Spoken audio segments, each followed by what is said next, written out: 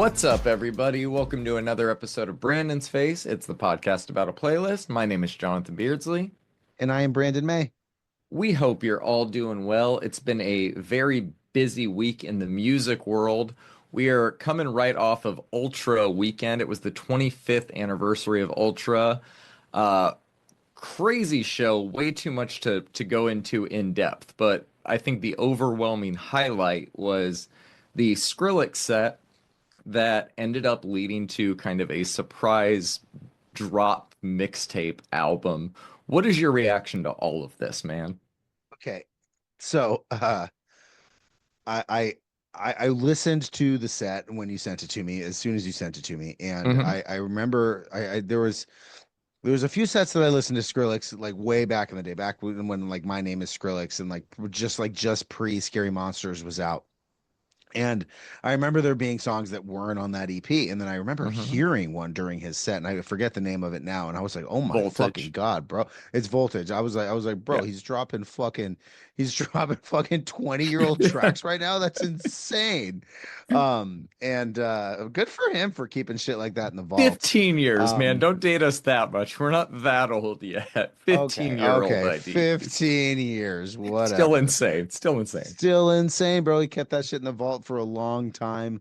We're gonna talk about the album next week, so I won't Yeah. get too in depth with it. But that is a legendary set. It's gonna go down in history, and I don't think that Skrillex has the ability to not go down in history these days. It's funny. I was No. watching the YouTube video, and somebody was like, "I can't believe this dude started in an emo band," and it's At le- crazy, man. I've been listening. We've been listening to Sonny Moore's music for at least 20 years. So I'm gonna take that one from you. Man, yeah. I mean, shout out to that YouTube guy for even knowing it, depending on their age. I said Sonny Moore to somebody today, and they were like, "Who are you talking about?" And I was like, "Skrillex," and they were like, "I thought that was his name." No, no, his name is very much Sonny Moore. It's crazy the point we're at. It's also crazy. I saw somebody on Twitter pointed out. I'm not going to take credit for re-engaging with this point, but also 15 years ago you were kind of made fun of for liking Skrillex in the EDM world. So it's crazy to see things come full circle to where you almost see zero hate. There's almost universal acclaim and love for this guy. And I think the main reason for that is the excitement that he brings to the genre as well as just like this level of technical prowess and individuality that he's reached that nobody else has. So like it's right place, right time, worked long, worked hard on this, and the end result, like the set that we got at Ultra this weekend, was fucking mesmerizing, man. We'll get into the album next week, like you said, but it's 34 tracks, 46 minutes, and there's still more than a handful of IDs from that set that are not on this album that I'm I like, are know. we getting these? What the fuck? I know. It's crazy the well of just creativity that he is, the wealth of music that he has and that he's just choosing to kind of unleash on us these last few years. I fucking love it, man. I cannot wait to talk to you about that album next week, but I'll just tip my hand. I love it so far. No, no, I know, no, I know. You had said pre his set, you had said, man, Hardwell's not going to be able to follow this up, and I was like, I don't know, man. The Ultra crowd really loves Hardwell. Can you imagine being Hardwell like backstage and like listening to what Skrillex was throwing down and the amount of energy that the crowd must have been fucking just giving? And I mean, if he had left, I wouldn't have blamed him.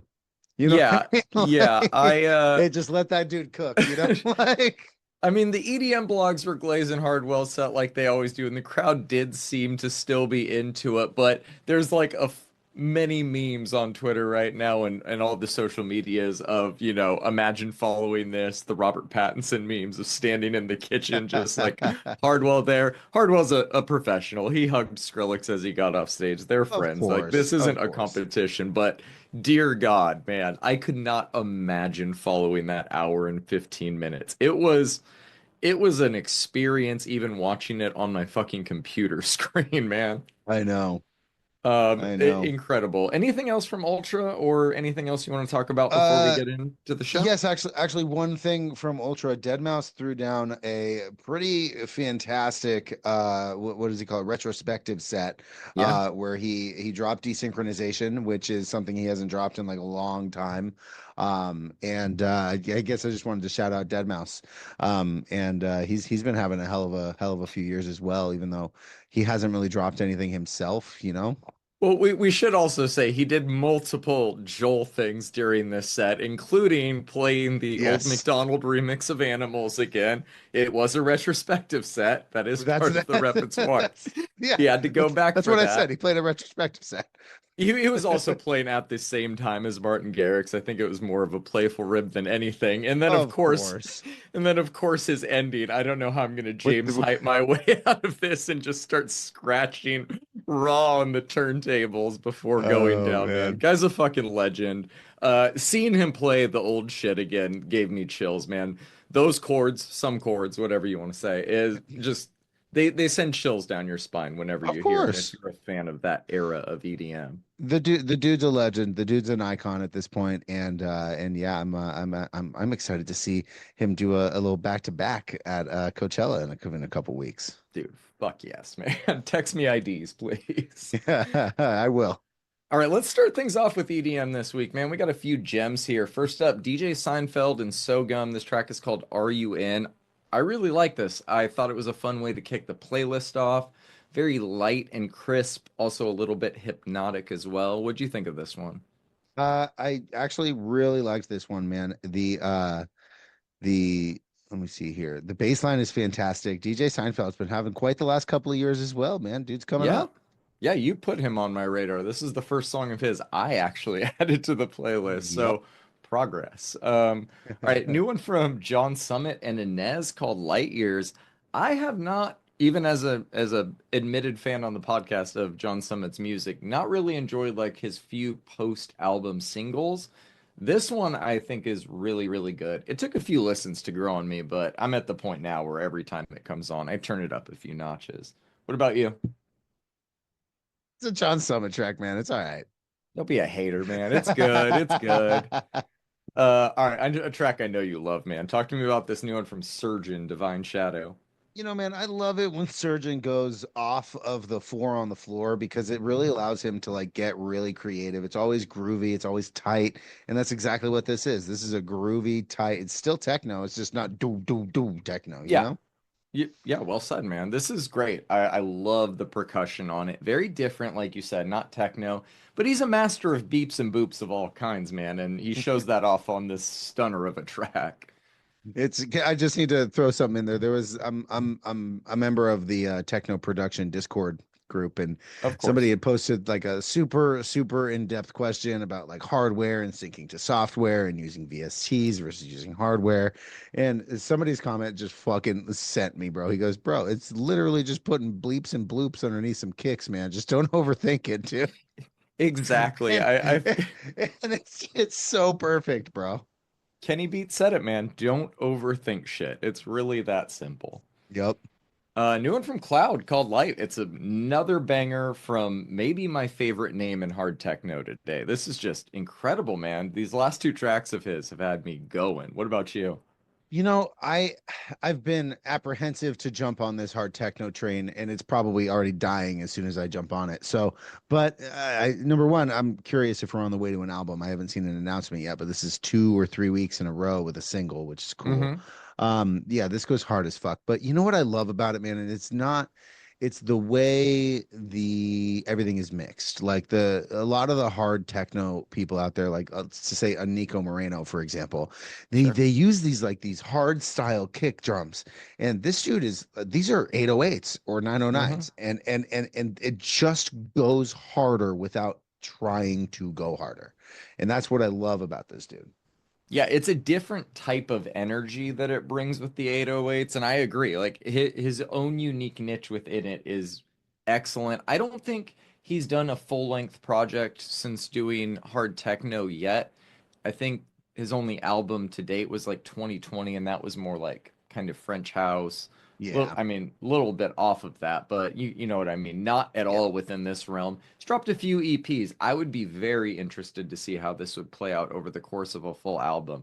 But I do think at the least 3 songs in 3 weeks, we're heading towards an EP of some kind. Something, right? It's got to be Yeah, something. something. All right, new one from Amelia Teeny and Nikki Nicole, man. I've been listening to Amelia since late last year, and she has yet to drop a bad track in that short time. I love how Y2K coded all of her music is and how she's able to like fit that into her style of Latin pop, as well as these other girls. I'm not as familiar with them, but this track is my favorite of her recent singles she's put out. I think it's fantastic. But I think this is my first time adding her to the playlist. It is. What'd you think of this? This is so much fucking fun, John. Good. You know how I am about Latin beats, and Yeah. this has that spin on it that just keeps it new, keeps it niche, keeps it interesting, keeps me engaged. I like this one a lot. Yeah, it's not just the same old the Bad Bunny drums that you've heard of. Yes, Yeah, exactly. we all know it, man. Thank you for verbalizing it. I was about to, and then I was like, I don't need to do that. And you did it for me. Thank you.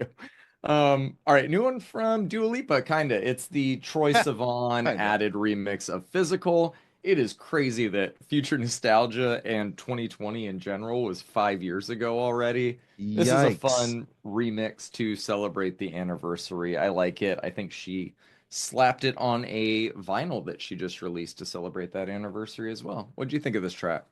For her. I actually really liked Future Nostalgia. That was a great album, man. Really good. I Much and better than Radical Optimism. for some reason I don't really think Dua and Troy are going to be getting physical for some reason, but you know, uh, yeah, this is a fun track, man. I really like I really like how Dua and Troy work together on this one. So it's a good pop song. Song's If about exercise, man. Don't be a sicko. I don't think so, bro. So is Call on Me by Eric Price. Oh yeah, for sure. Exercise. Oh, speaking of that though, I'm sorry, there is another aside. Eric Prydz finally dropped Call on Me for the first time at a show. I'll try to find a video of it and link it Yes. in the show notes. He did it. He dropped it. And the crowd went and put their phones up. So that's good for First him. time in about 20 years that the Yep. man has played the song. That Rumors isn't aside of his. how he feels about it. Thank God we've gotten to this place. Radiohead plays Creep sometimes. Eric Price is playing Call on Me again. The world is okay, It people. would have been so much funnier if he had done it at a Cerez D set though. Oh my God. Could you imagine? Could you imagine? The accompanying laser show that went with that drop was phenomenal. So shout Oh, out Eric incredible. Prides for doing it, man. Incredible. All right, moving back into things, we got a new one from Rico Nasty called On the Low. I like this single more than the last one she put out, but I am still not loving this rollout.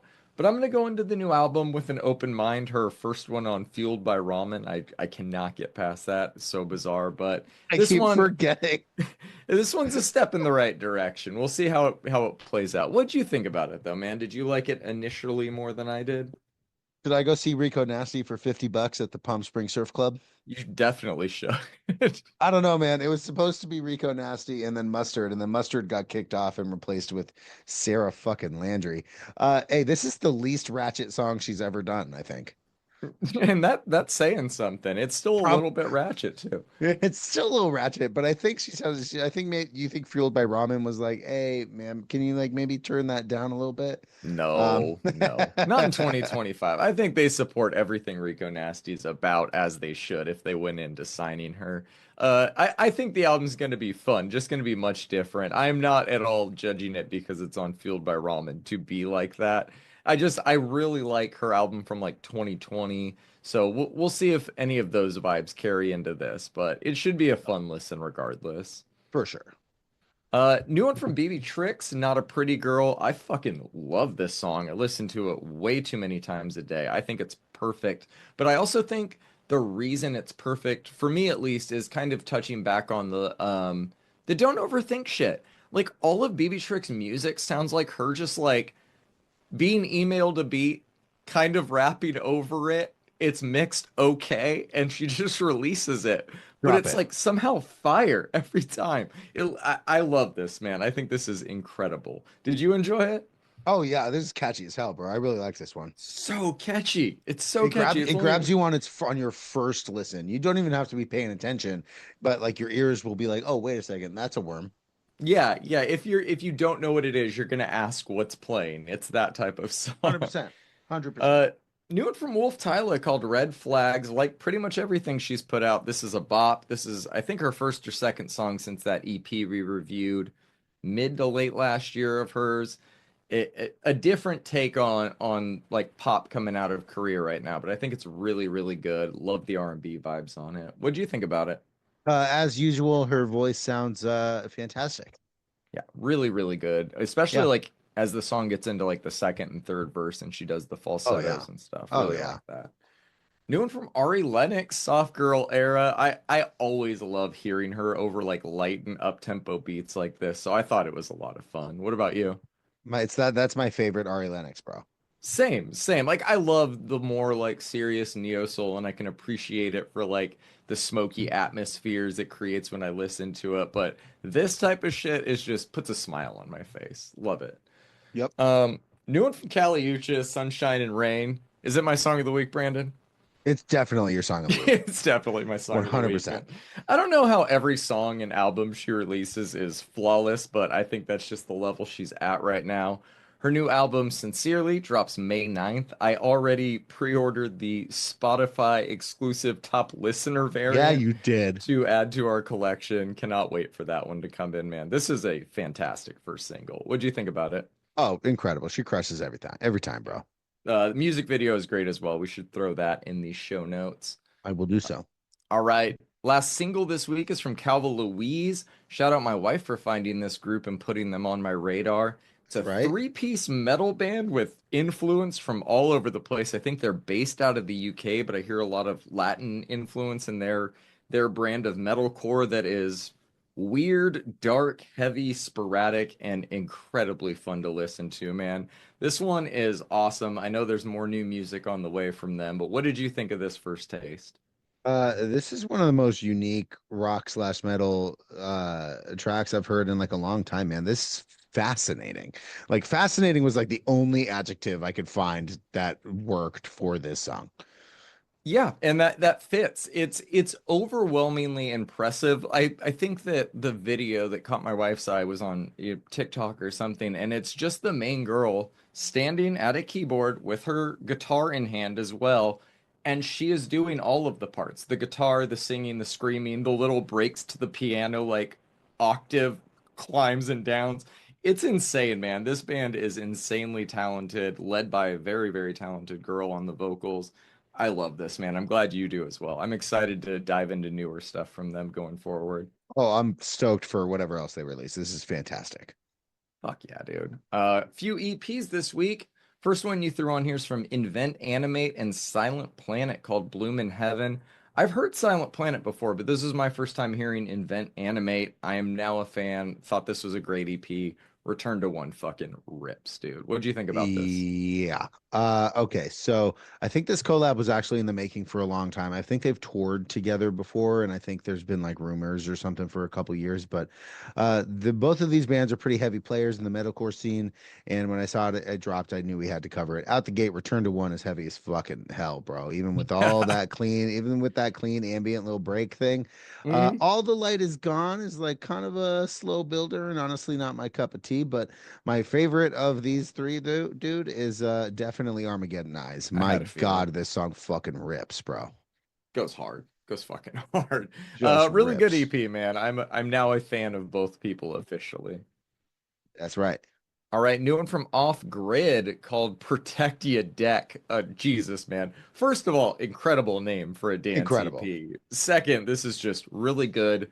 Mostly minimal techno that you could just shuffle to endlessly. You already know the movement is my favorite of these with the little claps in there, man. What'd you think of these though? Oh yeah, man. So this comes from us from a record label called Self Reflection. It's got I think it's got a couple of different styles in it. I think Off Grid excels at all of the different styles that they mess with on this one. Hmm. The title track of the EP though, Protect Your Deck, is an acid techno fucking banger, and it was on repeat every time I got in the car. I was like, Yep. guess I'm listening to Protect Your Deck. Yeah, I would love to hear Boys Noise work with some Off Grid. I think they would make a really fun collab after hearing that. Yeah, man. Yeah, this is top notch Fuck yeah. stuff. All right, last kind of project to talk about before we get into the albums is the Eternal Sunshine Deluxe tracks Ariana Grande released. This is the rare release from her, deluxe or otherwise, where really nothing on it is doing anything for me. I think her voice is great, but outside of like some R&B adjacent things on Dandelion and Past Life, this is just not for me. What about you? Do we agree on an Ariana Grande release right now? I think we do. I think we do. If you're in unison. So these are fine. Just like the album, none of these grabbed me very much. I was kind of expecting that though. What I will say is that tracks like Warm are a fantastic representation of her vocal abilities, which Sure. have been and continue to be incredible, and there's no way to deny that. Yeah, I think my disappointment mostly comes from I think the Position deluxe tracks are excellent, and this is just a step down from those. But it's personal preference. This is a much different style altogether. I do like that she does like a new intro every time she does a deluxe. I think that makes it feel more like its own EP. So I'll note Yeah, that as a positive. that's also a positive. I enjoyed that as well.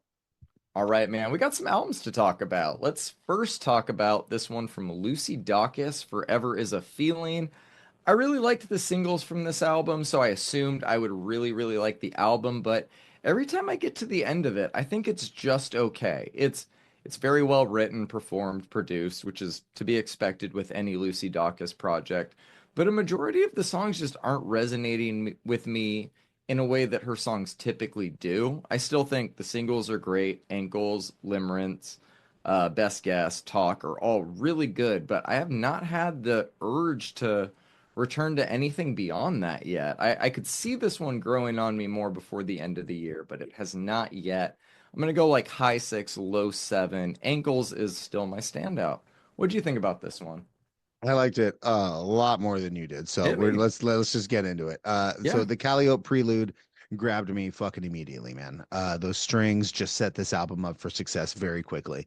Big Deal has this like ethereal feel to it with the synths just kind of raining all over the acoustic guitar and those soft snare hits. Gorgeous track. Ankles, as you and I know, I loved on the first listen. It just keeps getting better every single time I listen to it's it. Limerence brings out some piano and some of those like sharp strings that she's been showing off through the record so far. The lyrical content on this and the way the music kind of makes space for her to accentuate what she's saying is really, really cool. Modigliani is just beautiful, sure. man. The album just kind of keeps building from here. The harps on this track are gorgeous. Talk brings in these like bombastic drums that add this like level of distortion to the track, along with the guitars being fed through what I'm assuming is a pedal that just leveled this track up. The title track "Forever Is a Feeling" is like this upbeat song that kind of builds into "Come Out," which carries on to the same theme. Best Guess has this like kind of country vibe to it that really, really works for her voice, in my opinion. Bullseye with Hosier has some fantastic guitar work, and I'm going to assume that that is Hosier because it's even mixed differently than the rest of the album's guitar. Naturally, this one has a very Hosier feel, but Yeah. I don't, I've never really gotten the hype with this dude, but I do think he added a lot to this song. Uh, Most Wanted Men has some really decent riffs alongside some incredible lyricism, as is tradition for this entire album. The closer, Lost Time, as the closer kind of brings it all back from the slower start of this album. I love how this record builds and ebbs and flows. I just absolutely love her incredibly well written lyrics. I love the incorporation of strings, harps, pianos, and traditional music practices. The mix on this album is incredible. And honestly, dude, I loved it way more than I thought I would. And I thought I was going to really love it. This is an easy nine for me. Forever's a Feeling, Ankles, or Limerence, but the whole thing is really fucking amazing, man. Man, you bring up some really good points, and I don't really disagree with anything you say. I think my overall score when I get to the end of this one, like I said, it sounds very good. It just comes down to how much it resonates with me. And this one Fair. just shockingly did not resonate with me as much. She remains my favorite of the Boy Genius trio, though. This album did not do anything to dissuade that. Still love I Lucy. will not stand for Julian Baker erasure, John. No, and Is that the it little probably one? yeah. Shut the fuck up. I've had an interesting few weeks, so it's possible that the lyricism on this record kind of stood out to me and grabbed me a little bit more than somebody who may have had like a normal month. It's a Mine very was not. emotional So album for sure. right. And you know me, Mr. Tough Guy. I'm not feeling anything under these eyes. Yeah, oh yeah, that's you, buddy. Here's you, buddy. Let's continue on with the tough guy trend and get into this new Underoath one, man. This is their new album, The Places After This One. I have given this album about 4 to 5 full listens in the past week. And man, like the Lucy Dacus album, I can only get into this one to a certain point. Underoath is one of my favorite metal bands of all time. They're responsible for a few of my favorite metal albums of all time. And that's not just limited to metal, I guess. It's all genres. I just haven't loved all of their albums, but I always enjoy them more than I don't. That point is really no different here, but sadly this one ranks lower in their discography for me than I was hoping it would, especially since I thought Voyeurist was a return to form of sorts. Yours It's was not so good. Voyeurist rips, dude. I went back to that one this week too, and Yep. it's not only that I enjoy the singles with this one, or that it's like top heavy or oddly paced, or the things that usually tick me on an album like this. There's really not like a single thing I'm gonna identify as bad when listening to this album at any point. Just it's the gut feeling, man. I just don't enjoy it as much as I typically enjoy a new Underoath album. The singles were not trying to hide the fact that this project would be a little more experimental and alternative, for lack of a better word. And I liked that about some of the singles, but it didn't come together for me in terms of album experience in a way that left me wanting to come back or feeling just satisfied, I guess. Like beyond the singles though, it does have its moments. I thought Devil and Lost were both really strong new tracks, and then There Was Nothing has some of those trademark Spencer growls. Even if the feature from Troy Sanders doesn't sound as out of place as I imagined it would on here. We'll see if this one grows on me some more, but it's also in that like light 7, high 6 range. My standouts are Generation, No Surrender, and Then There Was Nothing. What about you, man? Are you feeling different on this one as well? Man, it's kind of the struggle when you release albums like They're Only Chasing Safety and Define the Great Line. You get compared. But look, man, the metalcore and post-hardcore subreddits have just torn this thing a fucking part, bro. I don't think that there's really a good reason for like the actual hate that the band has been getting for this. Actually, when I saw them on their They're Only Chasing Safety tour last year, he had said before he played, I believe it was Teeth. He said a lot of people are talking about this one. Let's see if you guys can talk about it. And then he played Teeth, and it's different than they've ever done. So yes, this is different, but a band being 20 fucking years into their career being chastised and criticized for changing their sound and kind of like doing some different stuff is so annoying to me. But like I get it, right? The synths are more prevalent, but did people not hear the synths before? Like Underoath has been rocking like Spencer specifically has been rocking a microcorg since Always the has beginning. been. Since the beginning, bro. Okay, so aside from the rant about the hate, it's this is not my favorite Underoath album. Generation No Surrender opens off the record, heavy banger, honestly rips. Devil is where we see like a lot of these changes, right? It's not all bad. The synthy and the softer part that's juxtaposed with the heavier riffs on the back end of this are actually a really cool, like little neat dichotomy. Survivor's Guilt sees Spencer channeling his inner Trent Reznor on that intro, but and Hmm. also Aaron on the rest of the band. They do their things very well, right? Again, this is extremely different than their early music, but I think they're doing this style pretty well for what they're going for. So Obviously, we covered the singles, but the album cuts on this record are also pretty good, man. Shame has this like heavy front end and then like a really synthy, almost like hyper pop interlude that gives Yeah. Aaron the opportunity to show off a little bit, you know. Hmm. Spinning in Place is a fantastic representation of this record, if I say so myself. It's got cleans. Spencer screams his fucking lungs out. It's heavy and front mixed synth work alongside some fantastic instrumentals. Uh, Cannibal has this like fast, fast, slow, slow nature to it, which God is terrible. Cannibal is a terrible song. The verses are just a little grating on that one. Outsider is also a bad song. So I guess like I can understand like some of the hate, but it's honestly like a very interesting direction. And I think if they can stay creative and really hone this into another album like this, I think it would be really neat, man. I think they like it almost sounds like a softer, less proggy BT Bam because they're trying to go for like these Interesting. really cool like synth breaks, you know, like if you go back and listen to Coma Ecliptic from Between the Buried and Me, you'll get this like you'll listen to Dim Ignition and the synths are right in your fucking face, you know?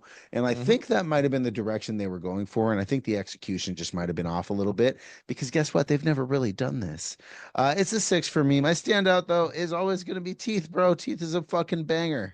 Teeth, I think, is the best version of this sound that they were going for. Maybe like Spinning in Place, like you said, those are probably the best representations for this album. But and then they were nothing feels like throwing a bone to like the Define the Great line fans that are tuning Right. in, you know.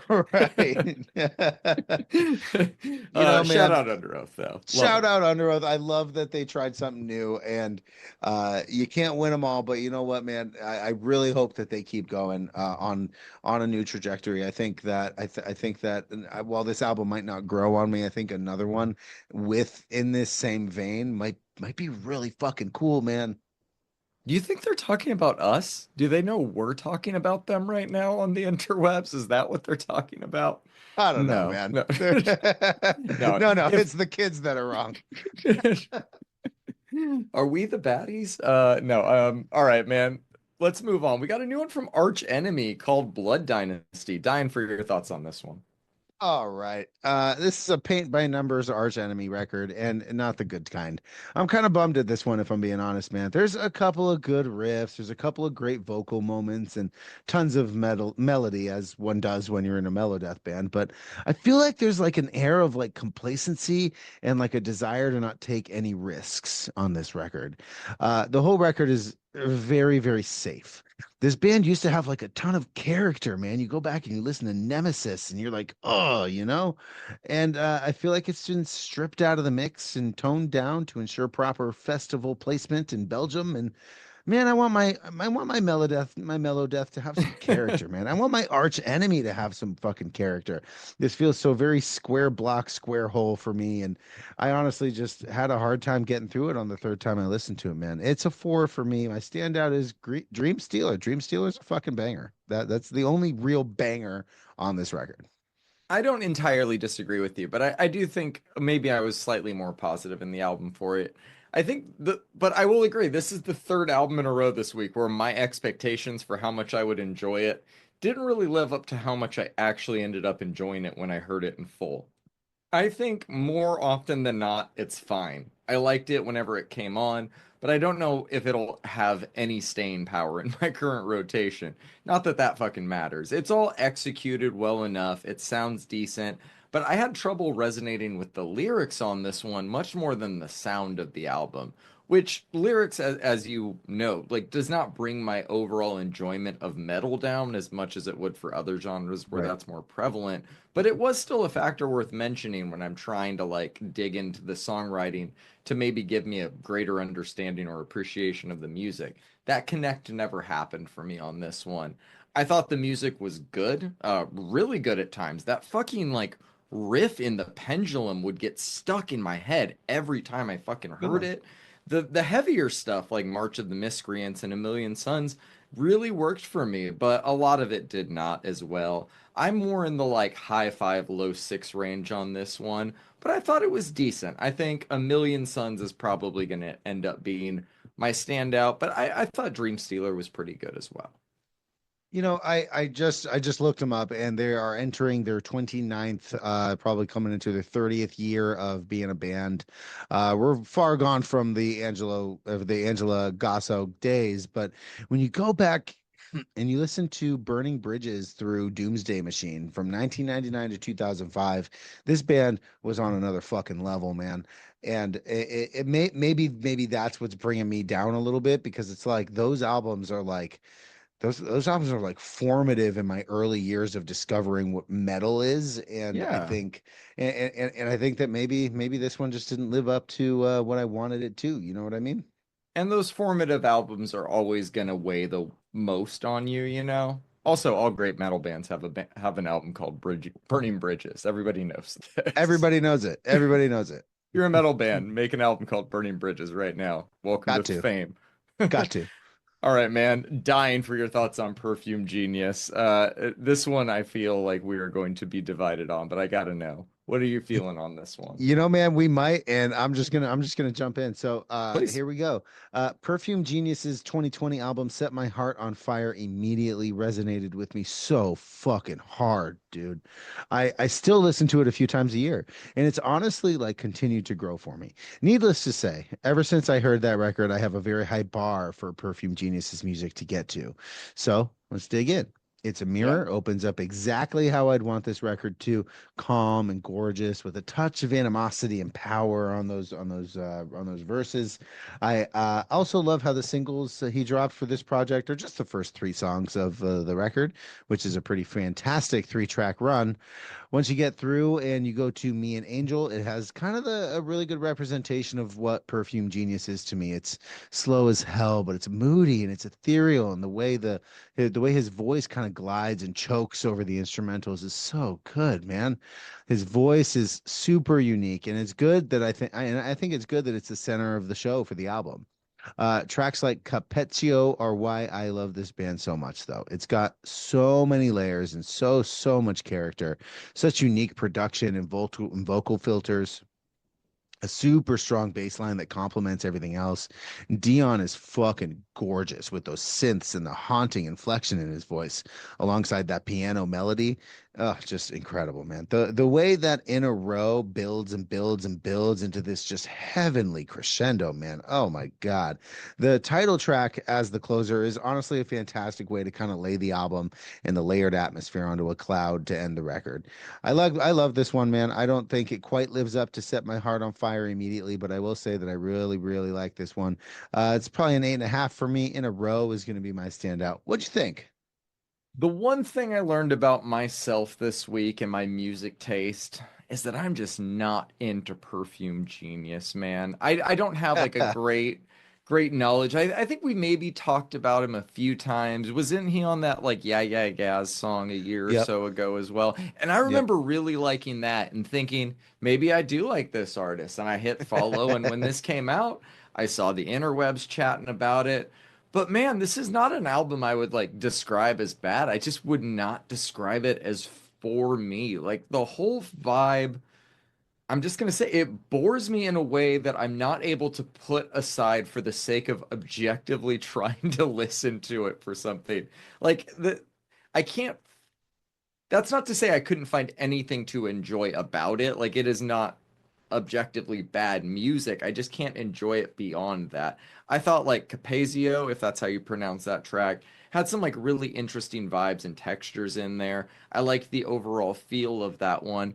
But like in terms of consistent tone, while I found it to be consistent in that it was fairly light throughout, it didn't really like strike a consistency in a way where like when it would do something I liked, it wouldn't linger there for long. It would be something very fading. And sometimes when that's the case with music, I'm able to latch on to that thing and expand it to the size of the universe and just focus on that and love it. But I have not gotten there with this, man. So yeah, just overall not for me. I'd still say around a light five, and Capezio is my standout. That is super fair. I love you, John. I'm glad that you and I can be honest with each other about shit like this because I love this fucking record and you don't like it, and I love that for both of us. Yeah, yeah, both things can be true. Right. Let's see if we align on this next one, man. New one from Deafheaven, Lonely People with Power. I think this album absolutely fucks, dude. I love the screams. They remind me a lot of old Devil Wears Prada stuff, minus the mic lows, of course. Like just the highs on this remind me of Right. that style. The music is so well put together. Everything just flows in a way that's so satisfying to listen to for me, both in the sequencing and within the songs themselves. Even though it clocks in at over an hour, it feels like an album that I need to listen to from start to finish every time I put it on to fully enjoy it. Even though we heard a few of these tracks as singles, it's hard for me to not hear them in any other order than they appear on the album now. It's all great, but some of my favorites are Doberman, Amethyst, that two-song run of Revelator and Body Behavior, to Yeah. name a few, are just fucking great, man. Also, closing the album with Winona into the Marvelous Orange Tea just feels like the cherry on top. A lot of the discourse I've seen around this album online seems to come down to whether or not you enjoy the vocals. And I love the vocals on this album, so therefore I love this album. It's between a strong 7 and a light 8 for me. My standout is Body Behavior. That song fucking owns, dude. What'd you think of this one? All right. So the fact that the discourse around this album is whether or not you like the vocals is exactly proving what my point is. The meme you sent me about on Friday about Deafheaven was so funny, John. The I think it was who gets to decide who decides who gets to complain about the new Deafheaven album first, the shoegaze fans or the black metal fans. Yes. Um, Look, man, remember in The Office when Robert California says that the Black Eyed Peas are rap for people who don't like rap and rock for people who don't like Hmm. rock? Well, Deafheaven is both shoegaze for people who don't like shoegaze and black metal for people who don't like black metal. I have listened to Sunbather so many fucking times to try to understand the hype around this band, and they're good, man. I don't get why people who don't like black metal are obsessed with this band. It doesn't make sense to me. But here it is. Doberman sets the tone for this record, fucking for sure, bro. It has that gazy sound while still being like a majority black metal track. Tracks like Amethyst are really cool though because they really take their time to build the atmosphere prior to the madness, which is done extremely well. Revelator, fucking banger. I was shocked, I say, to see my motherfucking boy Paul Banks from Interpol do a guest feature on Incidental 3. It's just a little spoken word passage, but I think it's pretty cool and kind of a nod to some great musicians liking other great musicians' music, you know. Uh, I like this one, man. Every time I go back to listen to any Black Gaze, though, I can't help but say to myself, "Wait, this isn't White Ward."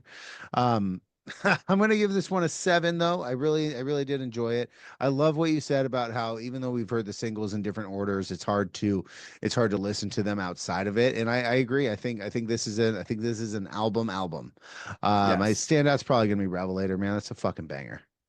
I do agree with your point, and or at least the pointing out how weird it is that like they're one of the bands kind of like knocked loose that you're like, why do non-metal fans like this? But like I think instead of questioning that, we need to embrace it because of all genres, metal needs as much outside help as possible.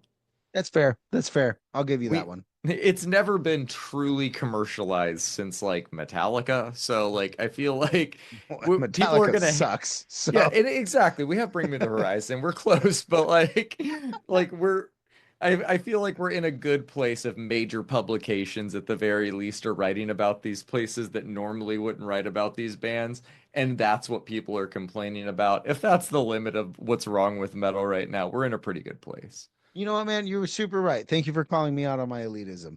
I think that everybody who enjoys this record, even if you don't enjoy any other black metal, please continue to enjoy this band. I do urge you to look into other bands because there are bands that are doing this style Yeah, that have been doing it prior to Deafheaven, and I think that they deserve some love as well. a rising tide raises all ships, man. You know what? You're totally right, man. Thank you for calling me out. All right. No metal elitism on this podcast no more. I got you. Fucking gatekeepers. All right, man. Can we please talk about this new one from Spelling, Let's Portrait do of it. My Heart? This is my Go. album of the week, dude. Yeah, it is. Comes as no surprise to you or anybody that's been listening these past few months. I have glazed every single single she's put out. The album delivered everything I wanted and then some. Singles are great. Album cuts are great. Title track is still probably my favorite, but the new songs, dude, fucking Ammunition, that like bridge at the end is so good. Just whatever the 2 minutes of satisfaction is, fucking rips. Waterfall is so good. Even the later singles, Alibi and Destiny Arrives, which took a while to grow on me, but we have finally gotten there, have all fallen into place for me, man. I went out and grabbed the vinyl for this one yesterday. I Yeah, you regret did. nothing. This is an easy nine for me. They're all standouts, but I think the title track is the one that people should listen to if they're only going to listen to one. What about you, man? Where did you land on this one? So I knew that I was gonna like this album a lot based on the singles, man. Portrait of My Heart, obviously, like you just said, shows off everything that I love about this album. It could be a mini Mm-hmm. mix if you wanted it to, right? String work, soaring vocals, great riffs, the ability to pull on the tempo like enough to keep everything extremely engaging. And like Yep. I said, the singles were great, man. We covered a few of them, but the album cuts are where this album truly shines, man. The Waterfall is fucking great. I love her voice and the 90s style riffage on this one. Yep. Satisfaction is incredible. I'm pretty sure the guitars are even like drop C or something on this one, which is really fucking cool. It's Yep. heavy, it's fast, it's got like some fantastic synth work, and it is really up my alley. I kind of wish that the rest of the album was like Satisfaction. I Uh, know. I know. I know. I other than that though, dude, I really like this one a lot. And I'll be returning to Satisfaction all fucking year for sure. Yeah. Somewhere between a 7, 7.5 for me. Satisfaction is Fair. definitely the standout. It's a good one, bro. I'm glad you got the vinyl to add to our collection. Oh yeah, dude. I fucking love this. You will as well when you hear it on vinyl. Yeah, dude, you hit it on the head with the 90s style riffage because the entire time I was listening to this, I'm like, you know who she needs to fucking tour with? Letters to Alanis Cleo. Morissette. Okay. Both of them. Both of them. Put that triple bill together. I'll buy 10 tickets myself. I Would know you? you will. I know you will. All right, man. New one from the Warriors. Burn Yourself Alive. Talk to me about this one. I have a one sentence note on this Yeah. album. It's going to be really short. Sacramento hardcore forever. I'm going to give this one Thank an you. 8. Standout is the whole thing. It's the whole Yeah, thing. man. You said it, man. I don't even know what to say about it. They crushed it again, 2000 to 2025. They say That's right, on the man. opening track. If that track does not make you want to run through a brick wall, nothing will. Every song on this album is meant to be played in front of a group of kids piling over each other, trying to yell their favorite part into the mic, as it should be. Right. It's brief at 26 minutes, but substantial enough at 11 tracks that it feels complete. Sequencing's great. They don't rely on gimmicks. It is hardcore metal for people who do not want any bullshit in their music. They've been doing this for over 20 years, shown no signs of letting up. This is, yeah, like you said, strong 7, low 8. Score doesn't matter. This is another W for them. Sacramento hardcore forever. Warriors Wrecking Crew is my standout. That song fucking owns. Love it. Let's go.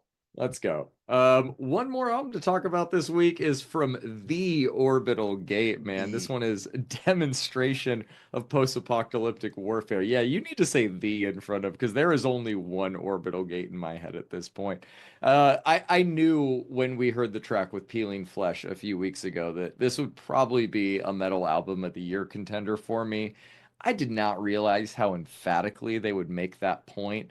Never doubt Orbital Gate, though. This album's greatness is solidified within the first two tracks. Millie on My Wrist has all the things I was hoping for when this project was announced: riffs, blast beats, samples, squeals, all things that are good. The collab with Peeling Flesh is one that I think you and I are going to be looking back on years from now as a moment in time. In terms of the new songs we got, man, I don't even know where to begin. They're all phenomenal. I'll give a special shout out to Psycho-Induced Massacre because I had to yes. run that one back on its own so many times.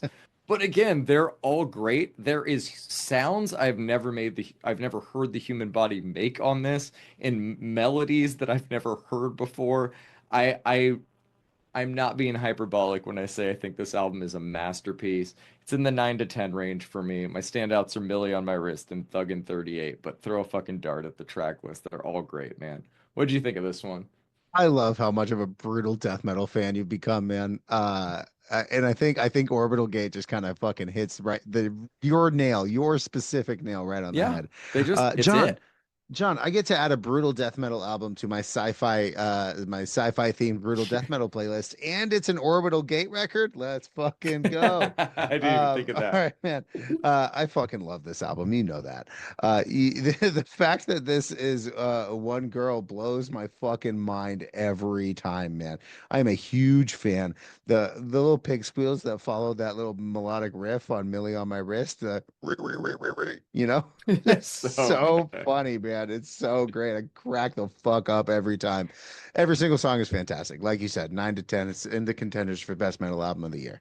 The best metal samplers since Kill Whitney Dead, which is probably the 100%. bar at this point. I Shout out Orbital Gate, man. Fucking love them. shout out Orbital Gate. I still go back to just like specifically because of the sample, the parallels of Perpetual Infusion from Scavenger last year. Yep. Yep. The or get one human children for $1.69 only at Burger King. Dude. Femboy Bussy Implosion, Sludge Gate. Like there's just so many where I'm like, I almost want to hit play just to hear the sample, and then I just stick around for the chaos, man. Oh I, yeah, I I mean, love it. obviously. I love it, man. So good. I'm glad you loved this one as well. That does it for us this week. We are going to be back next week talking about the aforementioned Skrillex project, as well as new albums from Black Country New Road, Scowl, which you know I'm very excited for. Got Yep. new ones from Mama, Malcolm Todd, some others as well dropping. We will be sure to update the public playlist. Make sure you're following along with that. The link's in the show notes so you can keep up with everything we're going to be covering on every week's episode. I will post on Instagram as soon as it's updated and live. Follow us on Instagram and Reddit to keep up with all of our news and what have you. Give us a follow, say hi. We will see y'all next time. Peace. Peace.